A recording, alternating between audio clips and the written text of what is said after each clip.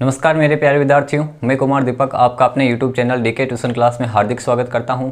आज की हमारी क्लास रहेगी बायोलॉजी स्पेशल क्लास और हम पढ़ने जाएंगे वनदेयता क्या होती है, इनफर्टिलाइजेशन क्या होता है। वनदेयता उसे कहते हैं जिसमें मान लो कोई भी दंपति है वो संतान उत्पन्न नहीं कर पाता है, वो वनदेयता का शिकार हो जाते हैं। जैसे वनदेयता किसे कहते हैं तो देखिएगा, वनदेयता क्या होती है, इनफर्टिलाइजेशन क्या होता है देखते हैं। इनफर्टिलाइजेशन,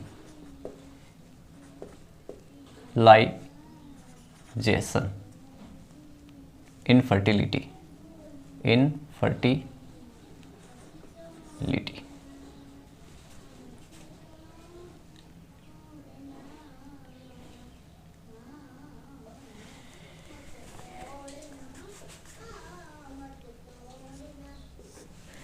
इनफर्टिलिटी क्या होता है देखिएगा। इनफर्टिलिटी किसको कहेंगे? असुरक्षित यौन संबंध या मुक्त सहवास के बाद भी, असुरक्षित यौन संबंध या मुक्त सहवास के 1 वर्ष या उसके बाद भी कोई महिला अगर गर्भ धारण नहीं कर पाती है तो वो वनदेयता का शिकार है, उसे हम वनदेय महिला कह सकते हैं। उसमें इनफर्टिलिटी मेन जो कारण हो जाएगा उसमें इनफर्टिलिटी का, जिससे वो वनदेय हो जाएगी। तो देखिएगा, असुरक्षित यौन संबंध, असुरक्षित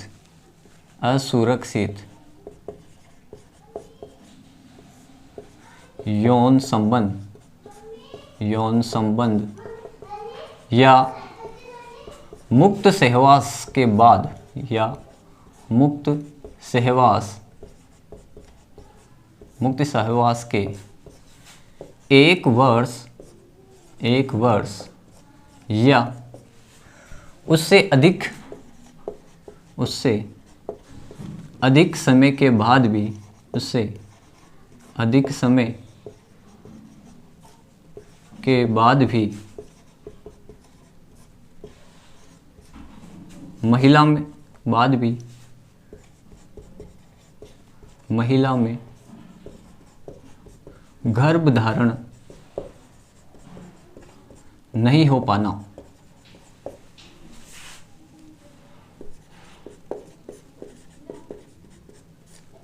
क्या कहलाएगा? इनफर्टिलिटी कहलाएगा। तो देखिएगा क्या लिखा है, असुरक्षित यौन संबंध या मुक्त सहवास के बाद भी, असुरक्षित यौन संबंध या मुक्त सहवास के बाद भी अगर कोई महिला जो 1 वर्ष या उससे ज़्यादा का समय हो गया है उनके संबंधों को, लेकिन फिर भी उनके शिशु उत्पन्न नहीं हो रहा है, बच्चा उत्पन्न नहीं हो रहा है, तो हम उसे कह सकते हैं कि वो वनदेयता का शिकार है। इसमें एक शर्त रखी गई है कि शर्त ये होनी चाहिए कि असुरक्षित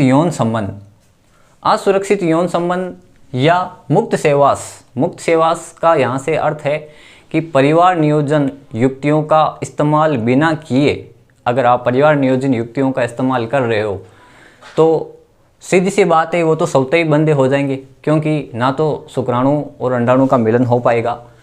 तो असुरक्षित यौन संबंध या मुक्त सहवास के 1 वर्ष या उससे ज़्यादा का टाइम हो रहा है और फिर भी गर्भ धारण नहीं हो रहा, तो हम उसे वनदेयता कह सकते हैं, वनदेयता का शिकार हो जाएंगे वो। कारण क्या हो सकते हैं वनदेयता के? देखिएगा क्या क्या कारण हो सकते हैं, ये कारण क्या क्या हो सकते हैं। सबसे पहला कारण देखते हैं हम, जन्मजात कारण हो सकते हैं, शारीरिक कारण हो सकते हैं, रोगीय कारक हो सकते हैं, औषधीय कारक हो सकते हैं, मानसिक कारक हो सकते हैं। तो देखिएगा लिख लेते हैं अपन। पहला हो जाएगा शारीरिक कारक,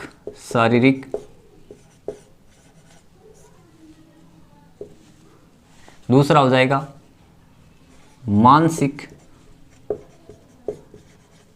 तीसरा हो जाएगा औषधीय,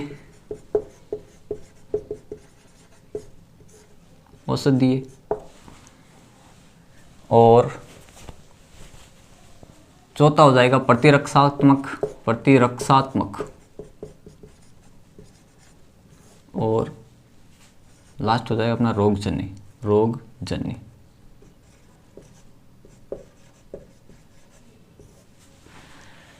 तो ये कारण है जो किसी भी पुरुष या महिला में वनदेयता के लिए जिम्मेदार होते हैं। पहला कौन सा है? शारीरिक कारक। अगर कोई व्यक्ति या महिला शारीरिक विकास के दौरान उनके शारीरिक जननांगों में अगर कोई कमी रह जाती है या कोई विकार उत्पन्न हो जाता है तो वो शारीरिक रूप से मंदे हो जाते हैं। मानसिक तौर पे हम कह सकते हैं कि अगर कोई व्यक्ति या महिला जो मानसिक तनाव से ग्रसित है वो भी बंध्यता का शिकार हो सकती है। औषधीय कारक क्या हो सकते हैं कि अगर कोई व्यक्ति जो ज़्यादा मात्रा में औषधियाँ या दवाई या ड्रग्स नशा कर रहा है तो इनका इस्तेमाल करने से भी बंध्यता का शिकार हो सकता है, वो नपुंसक हो सकते हैं, उनमें शुक्राणु या अंडाणु का बनना बंद हो सकता है। प्रतिरक्षात्मक क्या हो सकते हैं, मान लो जिनकी प्रतिरक्षा इम्यूनिटी पावर कम है वो भी बंध्यता का शिकार हो सकते हैं। रोगजन्य कारक वंशानुगत रोग भी हो सकते हैं, शारीरिक रोग भी हो सकते हैं जो बंध्यता का शिकार हो सकते हैं। उसे बंध्यता के प्रमुख कारण ये हैं।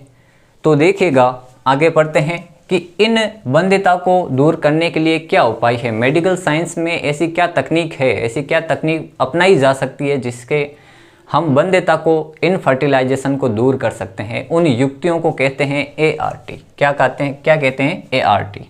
तो ART देख लेते हैं। सबसे पहले ART क्या होती है हम देखते हैं। ART जिसको बोला जाता है सहायक जनन प्रौद्योगिकी, सहायक जनन प्रौद्योगिकी, असिस्टेड रिप्रोडक्टिव टेक्निक, असिस्टेड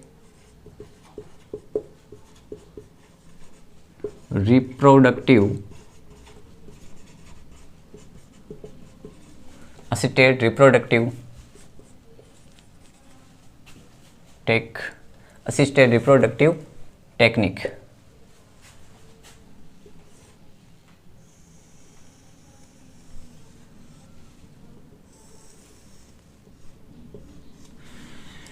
तो देखिएगा, असिस्टेड रिप्रोडक्टिव टेक्निक क्या है, सहायक जनन प्रौद्योगिकी क्या है। मेडिकल साइंस में ऐसी कई युक्तियां हैं जिनके द्वारा हम बंध्यता को दूर कर सकते हैं। जो भी बंध्य पुरुष या महिला है वो संतान उत्पन्न कर सकते हैं।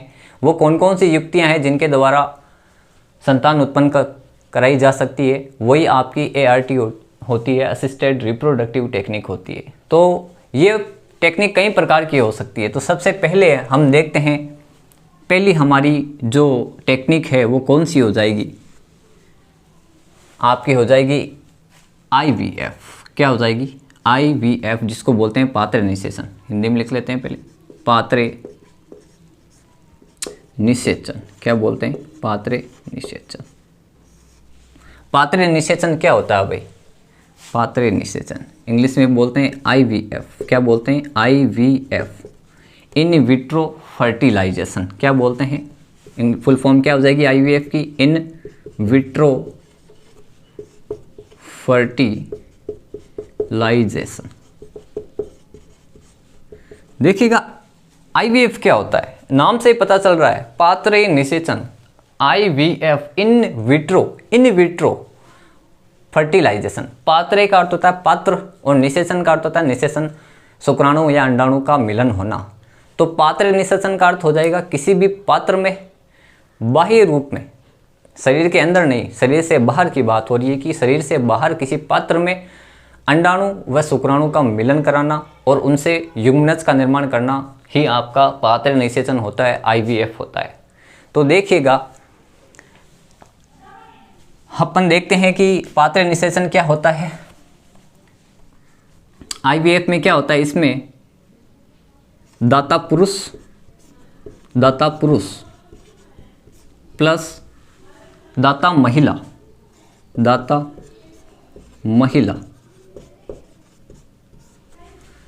इसमें दो ही कारक होते हैं। आपका दो जनक हो जाएंगे, दाता पुरुष और दाता महिला। इनसे क्या किया जाएगा, दाता पुरुष के आपके क्या लिए जाएंगे, शुक्राणु लिए जाएंगे। क्या लिए जाएंगे, शुक्राणु। इनसे क्या लिए, स्पर्म लिए हमने, स्पर्म ले लिए। दाता महिला से क्या लिया जाएगा, अंडाणु लिया जाएगा। क्या लिया जाएगा, अंडाणु। अंडाणु हो जाएगा आपका वो। तो देखिएगा, अब दाता पुरुष और दाता महिला से शुक्राणु व अंडाणु लेकर किसी भी पात्र में, किसी भी पात्र का अर्थ हो सकता है यहाँ पर टेस्ट ट्यूब। अब यहाँ पर मान लो ये टेस्ट ट्यूब ली है मैंने, ये मैंने ली है टेस्ट ट्यूब,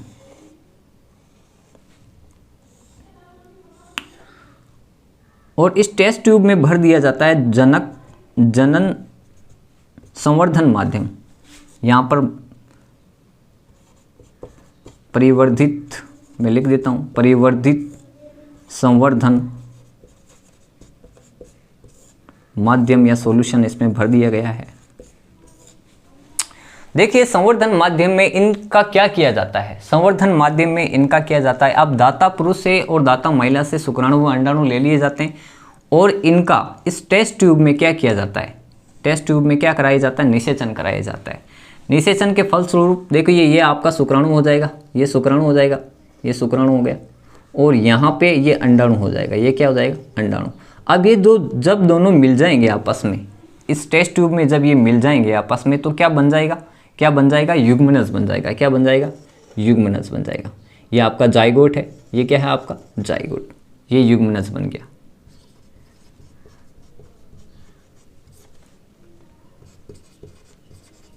ये आपका जाइगोट हो गया।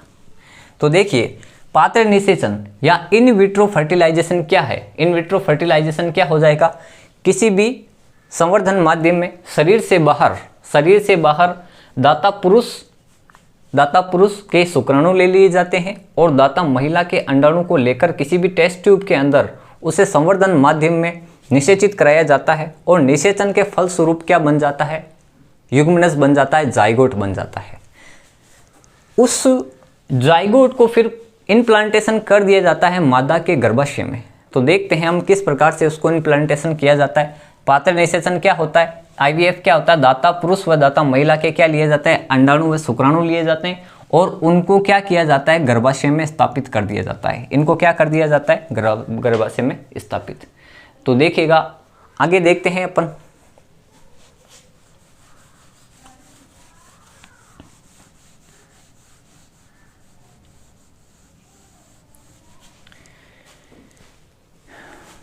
ये आपका शुक्राणु हो गया, ये आपका अंडाणु हो गया।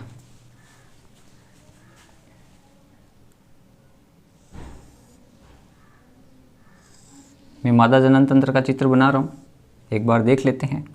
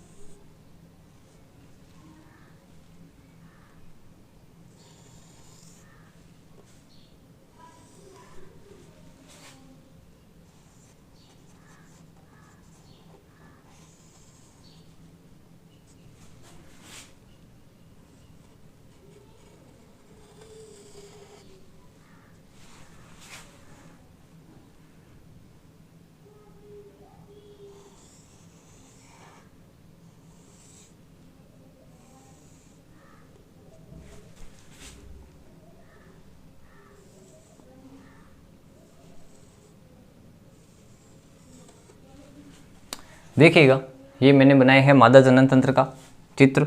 ये आपका फंडस भाग हो जाएगा। मादा जनन तंत्र का ये ऊपर वाला जो भाग होता है वो कहलाता है फंडस। क्या कहलाता है, FUNDUS, क्या कहलाता है, फंडस। और ये भाग कहलाता है जो गर्भाशय और फेलोपियन ट्यूब को जो जोड़ता है भाग, वो होता है इस्थेमस। क्या होता है, इस्थेमस, इस्थेमस। और ये भाग होता है, फुला हुआ जो भाग होता है वो होता है एम्पुला। क्या होता है, एम्पुला। और ये होता है फिम्बरी। ये अंडाणु हो गया। ये क्या हो गया, अंडाणु। ओवेरी हो गया।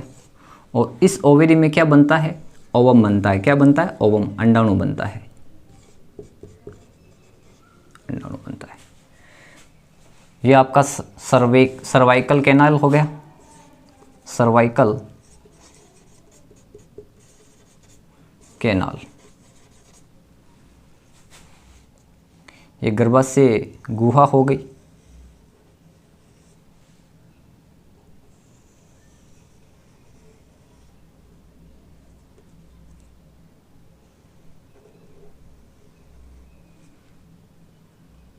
ये गर्भाशय गुहा। तो देखिएगा यहां पर मैंने क्या बनाया है। ये मादा जनन तंत्र का भाग है। ऊपर वाला ये फुला हुआ जो भाग होता है, ऊपरी भाग होता है, वो फंडस कहलाता है। जो गर्भाशय भित्ति और इस टेस्ट ट्यूब को जोड़ता है वो भाग होता है स्टेमस। वो क्या होता है? स्टेमस। ये जो नली है इसको बोलते हैं टेस्ट ट्यूब। क्या फेलोपियन ट्यूब। क्या बोलते हैं? Fallopian tube. फेलोपियन ट्यूब क्या कहा जाता है? Fallopian tube. फेलोपियन ट्यूब और गर्भाशय को जोड़ने वाला भाग होता है वो स्टेमस होता है। और ये फूला हुआ जो भाग है, इस फेलोपियन ट्यूब का जो सिरा होता है वो फूला हुआ होता है, जिसको एम्पुला बोलते हैं। और ये इससे कुछ रिसेप्टर निकले होते हैं जिनको बोलते हैं फिम्बरी। क्या बोलते हैं? फिम्बरी। और ये अंडा से है। दोनों दो संख्या एक जोड़ी होती है, संख्या 2 होती है इनकी, जो उदर गुहा में, मादा के उदर गुहा में पाए जाते हैं। उदर गुहा के जो नीचे वाला भाग होता है वहाँ पे पाए जाते हैं। और इस अंडाणु में, इस अंडाशय से प्रत्येक माह में एक अंडाशय से एक अंडाणु बनता है। तो देखिएगा पात्र निषेचन क्या होता है कि जब किसी भी महिला में या किसी भी महिला में अंडाणु नहीं बन रहा है या किसी पुरुष में शुक्राणु नहीं बनता है तो क्या होता है? दाता स्त्री और दाता पुरुष से शुक्राणु ले लिए जाते हैं और दाता महिला से अंडाणु ले लिए जाते हैं। और किसी भी बाहरी माध्यम में, टेस्ट ट्यूब जैसे माध्यम में, उनको परिवर्तित किया जाता है और निषेचित होकर वो क्या बनाते हैं? जाइगोट बनाते हैं, युग्मनस बनाते हैं। अब उस युग्मनस को स्थानांतरित कर दिया जाता है इसकी फेलोपियन ट्यूब में। अब जैसे मान लो IVF क्या है? कोई भी पुरुष या महिला है जो बंधिता का शिकार है तो वो डॉक्टर के पास जाते हैं। तो प्रयोगशाला में क्या किया जाता है? दाता पुरुष और दाता महिला के शुक्राणु व अंडाणु ले लिए जाते हैं और टेस्ट ट्यूब में, मैंने आपको बताया था अभी ये बनाकर यहाँ पर, टेस्ट ट्यूब में संवर्धित माध्यम में उनको क्या किया जाता है? निषेचित कराया जाता है। निषेचन के फलस्वरूप क्या बन जाता है? जाइगोट बन जाता है। अब उस जाइगोट को यहाँ इम्प्लांटेशन कर दिया जाता है इस टेस्ट ट्यूब में। कहाँ कर दिया जाता है? इस टेस्ट ट्यूब में इसको रोपित कर दिया जाता है। इस टेस्ट ट्यूब में इसको रोपित कर दिया। तो रोपित कर दिया तो ये क्या हो गया? IVF हो गया, इन विट्रो फर्टिलाइजेशन हो गया। क्या हो गया? In vitro fertilization. तो देखिएगा IVF अलग अलग प्रकार के होते हैं, पात्र निषेचन के अलग अलग प्रकार हैं। देखते हैं अपन आगे।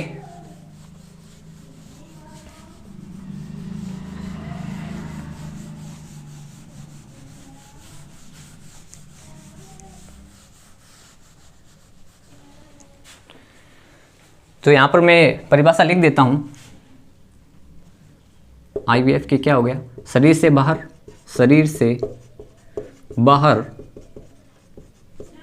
टेस्ट ट्यूब में संवर्धित माध्यम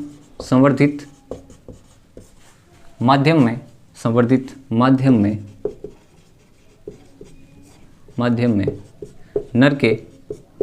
नर के दाता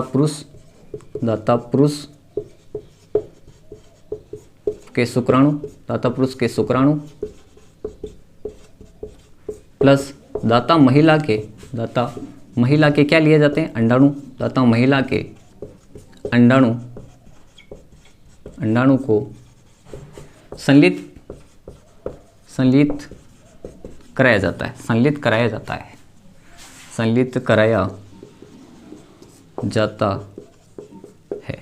और क्या बन जाता है? जाइगोट बनता है। क्या बनता है? जाइगोट बनता है, युग्मनज बनता है। और इस युग्मनज को स्थानांतरित कर दिया जाता है कहाँ पे? मादा की फेलोपियन ट्यूब में। कहाँ कर दिया जाता है? ट्रांसप्लांट कर दिया जाता है। Transplant into fallopian tube. Transplant कहाँ कर दिया? फेलोपियन ट्यूब में ट्रांसप्लांट कर दिया। किसको कर दिया? युग्मनस को। कहाँ बना था? टेस्ट ट्यूब में बना था, शरीर के बाहरी माध्यम में बना था, क्योंकि दोनों ही जनक नर और मादा बंधिता का शिकार हैं जिनमें ना तो शुक्राणु उत्पन्न हो रहा था और ना ही अंडाणु उत्पन्न हो रहा था, तो उनको टेस्ट ट्यूब में परिवर्तित करके युग्मनज बना और युग्मनज को मादा की फैलोपियन ट्यूब में स्थानांतरित कर दिया। अब आगे उनमें जो नेचुरल प्रोसेस होती है शिशु उत्पन्न की, शिशु परिवर्धन की, वो होती रहेगी। तो देखिएगा ये पात्र निषेचन अलग अलग प्रकार के होते हैं। तो सबसे पहला इसमें दे रखा है, सबसे पहला होता है ZIFT।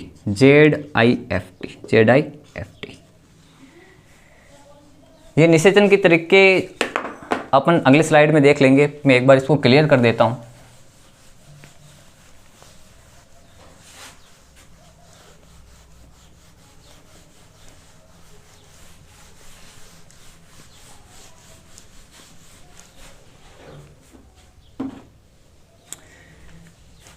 पात्र निषेचन पढ़ रहे थे अपन, पात्रे निषेचन, पात्रे निषेचन परिभाषा लिखा दी मैंने।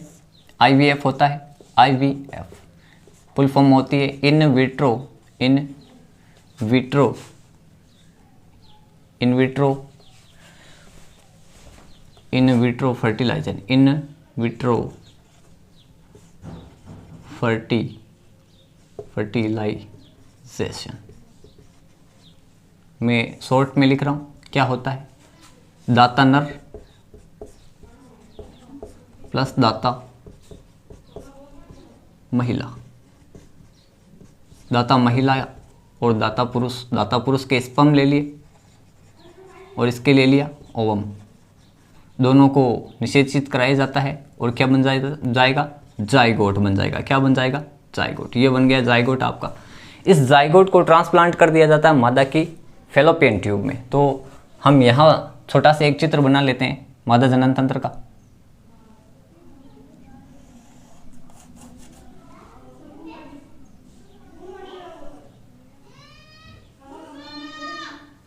देखिएगा चित्र बना रहा हूं मैं।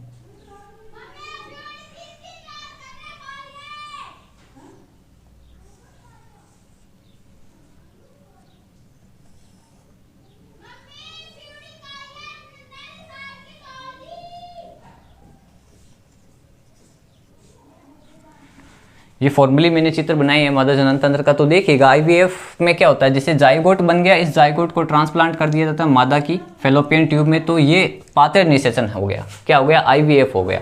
अब ये आईवीएफ है वो अलग अलग प्रकार का होता है, अलग अलग प्रकार का होता है। तो सबसे पहले अपन देखते हैं कौन सा होता है, ZIFT।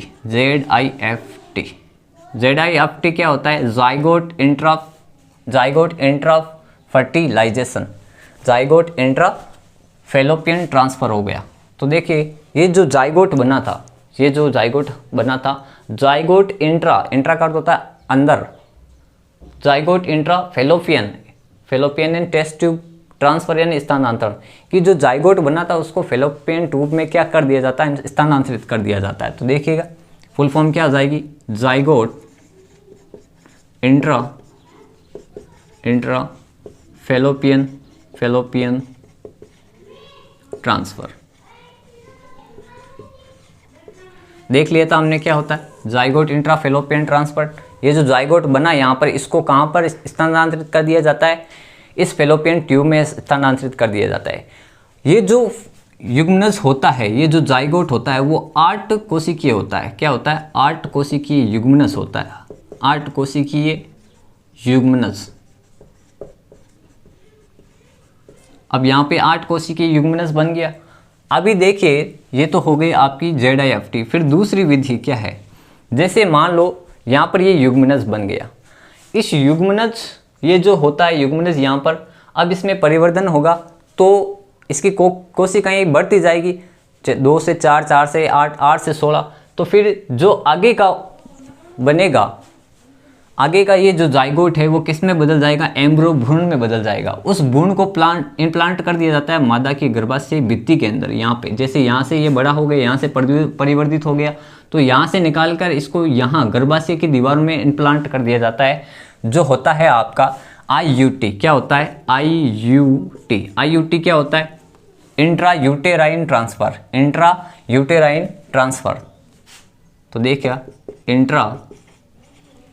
Intra uterine uterine transfer, intra uterine transfer. IUT क्या हो गया? इंट्रा यूटेराइन ट्रांसफर हो गया। अब जैसे यहां पर ये जाइगोट बना है, इस जाइगोट को निकाल कर क्या कर दिया जाता है? मादा की गर्भाशय दीवार में स्थापित कर दिया जाता है। जाइगोट का अर्थ होता है युग्मनज, और आईयूटी हो जाएगा आपका इंट्रा यूटेराइन ट्रांसफर। यूटेराइन यानी गर्भाशय, यूटेराइन यानी गर्भाशय। अब जैसे ये यहाँ पर बन गया तो इसको परिवर्तित होकर ये यहाँ पर इसको इनप्लांटेशन कर दिया जाता है गर्भाशय की दीवार में। गर्भाशय को यूटेराइन बोलते हैं। तो देखिएगा आईयूटी क्या हो जाएगा?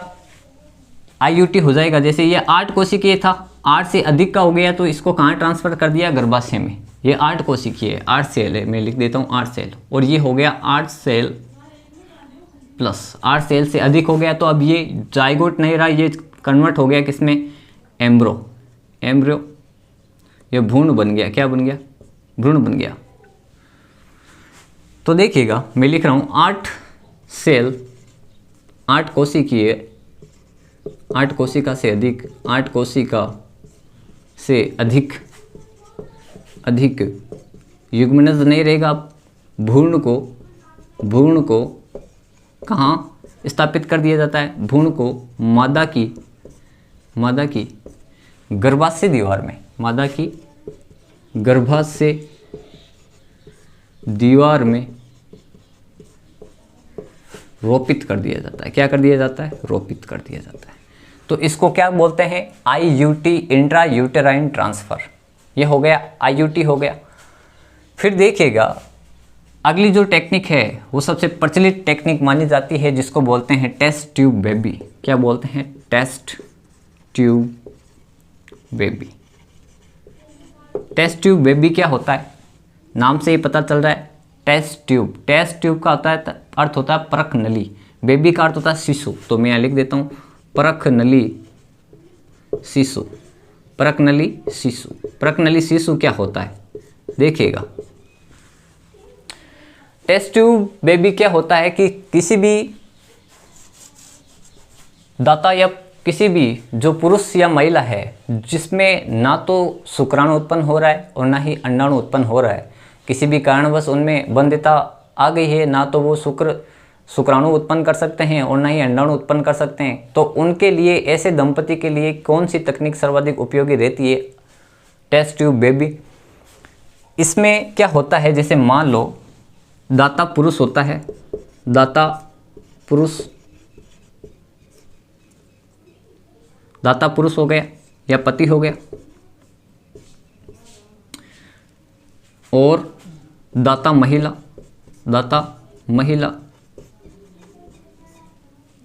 ये हो गई पत्नी। अब यहाँ पे दाता पुरुष से दाता महिला या पति से पत्नी, दाता पुरुष या पति से क्या लिए जाते हैं? स्पर्म लिए जाते हैं, और इनसे क्या लिया जाता है? इनसे क्या लिया जाता है? ओवम लिया जाता है। क्या लिया जाता है? ओवम। स्पर्म हो गया शुक्राणु, क्या हो गया? शुक्राणु को ले लिया, और ओवम अंडाणु क्या होता है? अंडाणु। दाता पुरुष व दाता महिला के शुक्राणु व अंडाणु को लेकर क्या किया जाता है? प्रयोगशाला में क्या किया जाता है? टेस्ट ट्यूब होती है, उस टेस्ट ट्यूब के अंदर निषेचित कराया जाता है। क्या कराया जाता है? निषेचित कराया जाता है ये टेस्ट ट्यूब। और इस टेस्ट ट्यूब में क्या किया जाता है? इनका निषेचन किया जाता है। ये टेस्ट ट्यूब है, इसमें संवर्धन माध्यम भरा गया है। अब इनके ओवम और स्पर्म को डाल दिया इस टेस्ट ट्यूब में, ये स्पर्म हो गया और ये हो गया ओवम। अब इन दोनों के बीच में क्या होगा? निषेचन होगा। क्या होगा? निषेचन होगा। और निषेचन के फलस्वरूप क्या बन जाएगा? जाइगोट बनेगा। क्या बनेगा? जाइगोट बनेगा। ये बन गया जाइगोट। जाइगोट बन गया। ये शुक्राणु व अंडाणु अगुणित होते हैं। क्या होते हैं? अगुणित। एन कोशिका होती है, ये भी अगुणित है,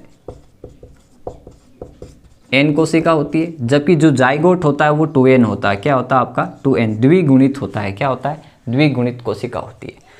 अब इनमें क्या किया जाता है? टेस्ट ट्यूब बेबी में क्या होता है कि किसी भी दाता या दाता पुरुष जिसके शुक्राणु ले लिए जाते हैं और दाता महिला के क्या लिए जाते हैं, अंडाणु लिए जाते हैं और टेस्ट ट्यूब में संवर्धित माध्यम में उनको निषेचित कराया जाता है। निषेचन के फलस्वरूप जाइगोट बन जाता है और उस जाइगोट को इम्प्लांट कर दिया जाता है मादा की गर्भाशय में।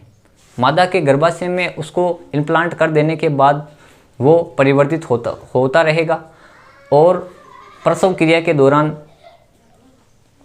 एक शिशु का जन्म हो जाएगा। तो ये IVF हो गया। पात्र निषेचन हमने देख लिया, आप एक बार इसका स्क्रीनशॉट ले लें। फिर बढ़ते हैं हमारे अगली टेक्निक की ओर। पहली टेक्निक हो गई हमारी पूरी पात्र निषेचन। अब दूसरी टेक्निक हम पढ़ने जाएंगे GIT। क्या पढ़ेंगे? GIT। तो देखिएगा GIT क्या होता है।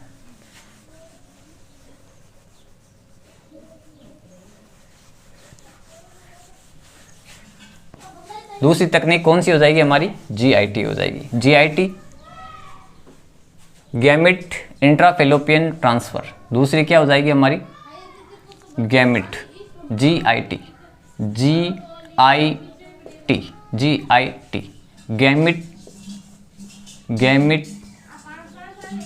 Gamete intrafallopian transfer gamete intrafallopian transfer.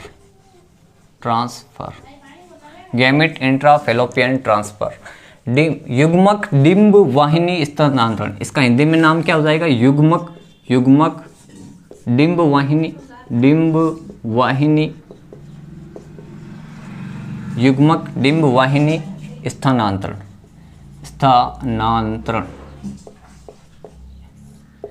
इसमें क्या किया जाता है? युग्मक डिंब वाहिनी में क्या किया जाता है? इसमें क्या होता है, जैसे कोई भी महिला है जिसमें महिला, मैं लिख रहा हूं महिला, जिसमें क्या उत्पन्न नहीं हो रहा है? अंडाणु नहीं बन रहा है।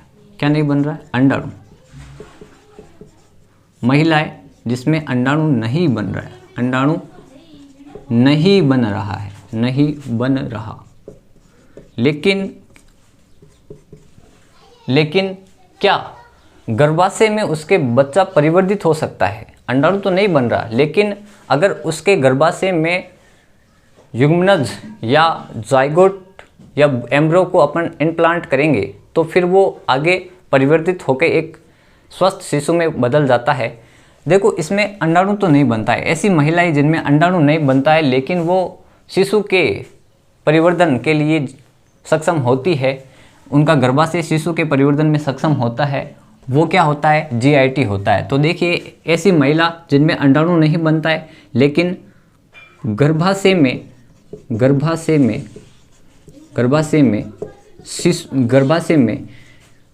भ्रूण के परिवर्धन को, भ्रूण के सक्षम परिवर्धन में सफल होती है, परिवर्धन में सफल या क्षमता पाई जाती है, उनमें भ्रूण के परिवर्धन की क्षमता पाई जाती है लेकिन अंडाणु नहीं बनता है। तो उन महिलाओं में कौन सी विधि अपनाई जाएगी? GIT। GIT में क्या होता है देखिएगा, महिला होती है, उसमें अंडाणु तो नहीं बन रहा। अंडाणु नहीं बन रहा तो क्या होता है? अंडाणु नहीं बनेगा तो क्या, किसी भी दूसरी महिला के डोनर जो फीमेल होगी उनसे क्या लिया जाएगा? अंडाणु लिया जाएगा। तो मैं यहाँ लिख रहा हूँ दाता महिला का क्या ले लिया हमने? दाता महिला क्या ले लिया? दाता महिला का क्या ले लिया? अंडाणु ले लिया। क्या ले लिया? अंडाणु। और पुरुष का क्या हो जाएगा? पुरुष का क्या हो जाएगा? शुक्राणु ले लिया। अब इन दोनों को मिला लिया जाता है टेस्ट ट्यूब के अंदर और क्या बन जाएगा? जाइगोट बन जाएगा। क्या बन जाएगा? जाइगोट। ये जाइगोट बन गया तो इसी का तो नाम है गैमिट। गैमिट का अर्थ होता है युग्मक। ये जाइगोट युग्मक ही तो है और इसको ट्रांसफर कर दिया जाता है कहाँ पे? युग्मक डिंब वाहिनी। और इस जाइगोट को ट्रांसफर कर दिया जाता है इस फेलोपियन ट्यूब में, इसलिए इसका नाम क्या पड़ गया? इस जाइगोट को ट्रांसफर कर दिया जाता है फेलोपियन ट्यूब में। और फेलोपियन ट्यूब में इसको स्थानांतरित कर दिया तो देखिए विधि कौन सी हो गई? GIT gamete intrafallopian transfer. Gamete intra fallopian transfer, युग्मक डिंब वाहिनी स्थानांतरण की युग्मकों को निषेचित कराकर जो युग्मनज बनता है, जो जाइगोट बनता है, उसको फैलोपियन ट्यूब में क्या कर दिया जाता है, स्थानांतरित कर दिया जाता है। आगे देखते हैं विधि, एक बार आप इसका स्क्रीनशॉट ले लें, फिर बढ़ते हैं अगली विधि की ओर।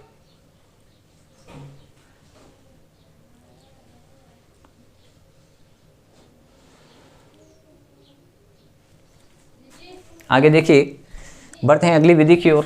तीसरी विधि कौन सी हो जाएगी? तीसरी विधि देखते हैं अपन।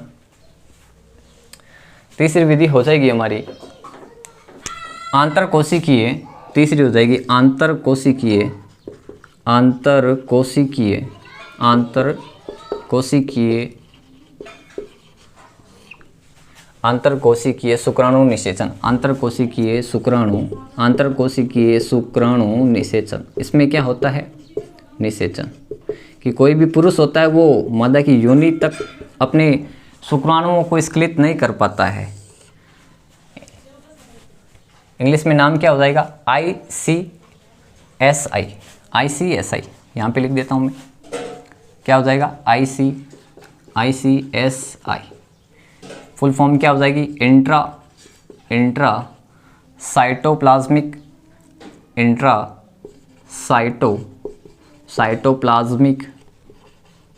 Intracytoplasmic sperm injection. देखिएगा, आंतरकोशिकीय शुक्राणु निषेचन क्या होता है? आंतरकोशिकीय शुक्राणु निषेचन ICSI क्या होता है? Intracytoplasmic sperm injection. तो ऐसा क्या है इसमें? देखिएगा, जैसे मान लो कि कोई भी दाता, कोई भी पुरुष या महिला है, क्या है? कोई भी पुरुष या महिला, ये मैं यहाँ पर इसको समझा रहा हूँ। ये पुरुष हो गया, ये पुरुष हो गया, और ये हो गई महिला। अब महिला में अंडाणु तो बन रहा है, क्या बन रहा है? अंडाशय से क्या बन रहा है? अंडाशय से बन रहा है अंडाणु। क्या बन रहा है? अंडाणु। ये अंडाणु बन गया। और पुरुष के वर्षण से क्या बन? शुक्राणु। लेकिन क्या होता है कि शुक्राणु जब बनता है, इसमें वीर्य जब बनता है, लेकिन कुछ कारणवश जो होते हैं कि ये जो नर है वो इस योनि मार्ग तक क्या होता है? शुक्राणुओं को नहीं पहुंचा पाता है। हो सकता है कि उसके लिंग का आकार सामान्य से कम हो, जिसकी वजह से क्या होता है कि जो वीर्य है वो इस सर्वाइकल कैनाल, इस गर्भाशय तक नहीं पहुंच पाता है, गर्भाशय तक नहीं पहुंचेगा। हो सकता है कि इसमें करोड़ों की संख्या में नर में शुक्राणु का निर्माण होता है, तो उसमें शुक्राणु कम संख्या में बन रहे हो, तो क्या होता है, जो शुक्राणु होते हैं वो उस अंडाणु की कोशिका झिल्ली को भेद नहीं पाते हैं, अंडाणु की कोशिका झिल्ली को भेद नहीं पाते हैं, जिससे क्या होगा? निषेचन नहीं हो पाएगा। निषेचन नहीं हो पाएगा तो मैं यहाँ पे लिख देता हूँ, वीर्य को मादा की योनि तक पहुँचाने में, वीर्य को मादा की योनि तक पहुँचाने में असक्षम,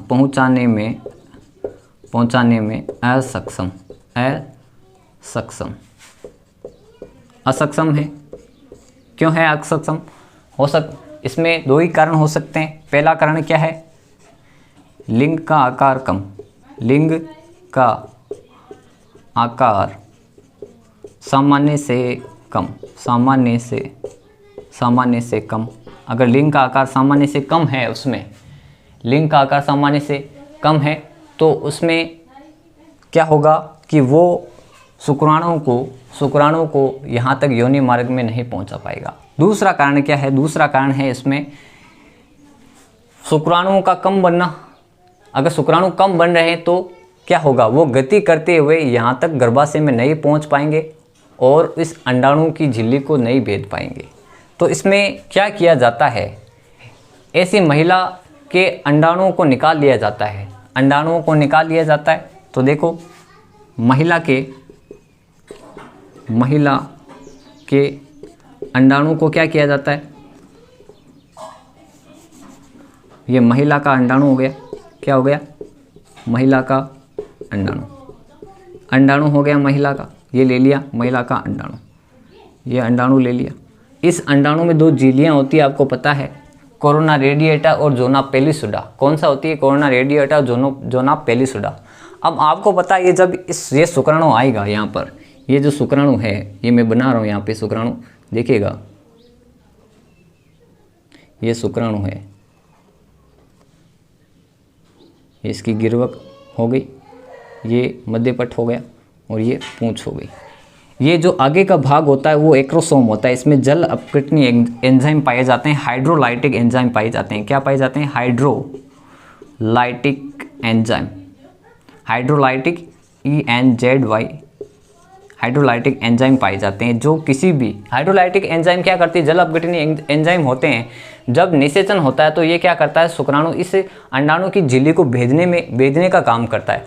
अब इसमें क्या होता है कि जैसे अंतरकोशिकीय शुक्राणु ICSI में क्या होता है कि उसमें लिंग का आकार ही छोटा है। लिंग का आकार छोटा है तो मादा की योनि तक वो वीर्य को नहीं पहुंचा पाएगा, और उसमें शुक्राणुओं की संख्या कम बन रही है, तो वो ना तो गति करके यहाँ तक फेलोपियन ट्यूब तक पहुँच पाएंगे, जिससे उनमें निषेचन नहीं हो पाएगा।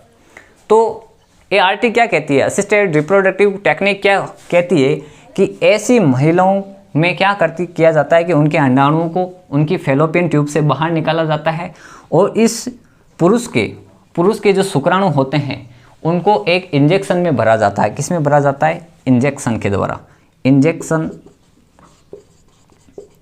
इंजेक्शन के द्वारा इसको कहाँ रोपित कर दिया जाएगा? इसके अंडाणु के साइटोप्लाज्म में, अंडाणु के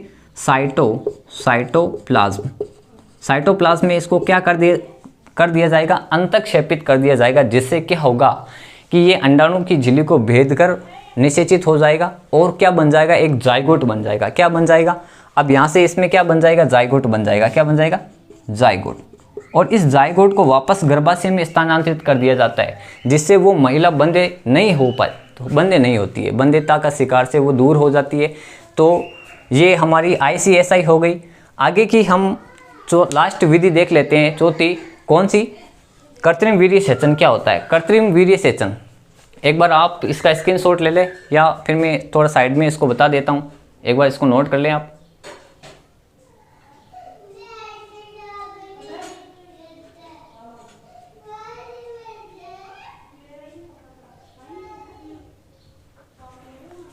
देखिएगा, मैं इसको मिटा देता हूँ।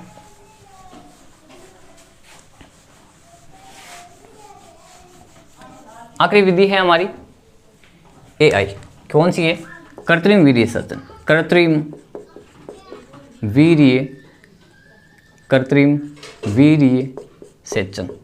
वीर्य सेचन जिसको बोलते हैं AI। Artificial insemination. देखिएगा, आर्टिफिशियल